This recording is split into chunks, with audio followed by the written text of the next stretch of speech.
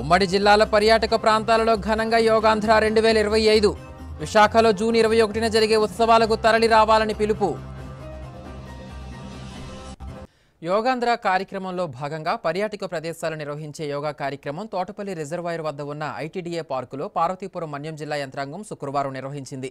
ఈ కార్యక్రమంలో 1500 మందికి పైగా ప్రజలు పాల్గొని యోగాలో సాధన చేస్తూ మేము సైతం యోగాంధ్ర కార్యక్రమంలో పెద్ద ఎత్తున భాగస్వామ్యం అవుతున్నామని చాటి చెప్పారు.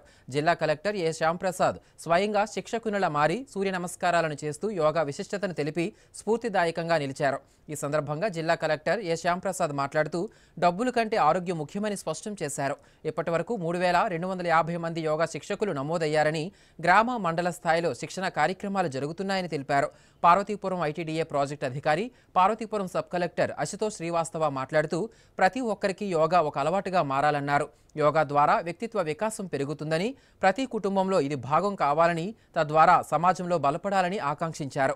ఈ కార్యక్రమంలో వివిధ శాఖాధికారులు, సిబ్బంది, యోగా శిక్షకులు, ప్రజలు పాల్గొన్నారు. సో మే 21 నుంచి జూన్ 21వ తారీఖు వరకు కూడా ఈ కార్యక్రమం జరుగుతుంది. అందులో భాగంగా మీరు ఈరోజు తోటపల్లి బ్యారేజ్ దగ్గర ఇలాంటి మంచి ప్రదేశాల్లో చేయడం అనేది ఒక టార్గెటెడ్గా పెట్టుకొని చేయడం జరుగుతుంది ఇక్కడ.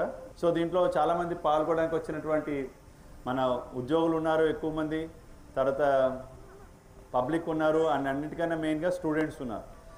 సో నేను ఎందుకు సూర్య నమస్కారం చెప్పానంటే, మనం ఇందాక చెప్పిన యోగా ప్రోటోకాల్లో అన్నీ ఉన్నాయి కానీ సూర్య నమస్కారం లేదు. యోగాలో అన్నిటికన్నా ఇంపార్టెంట్ ఏంటంటే సూర్య నమస్కారం. ఇది కనీసం రోజుకి ఒక 6 సార్లు కానీ 12 సార్లు కానీ చేయడం అనేది చేస్తే మనకు ఆ రోజంతా యాక్టివ్గా ఉంటాం. సో యోగాని అందరూ కూడా డైలీ ఒక ½ అన్ అవర్ ప్రాక్టీస్ చేయాలి. సో ఇలాంటి యోగా గురువులను అందరినీ కూడా మనం ఎంకరేజ్ చేయాలి.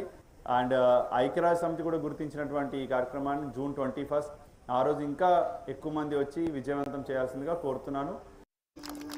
1 2 3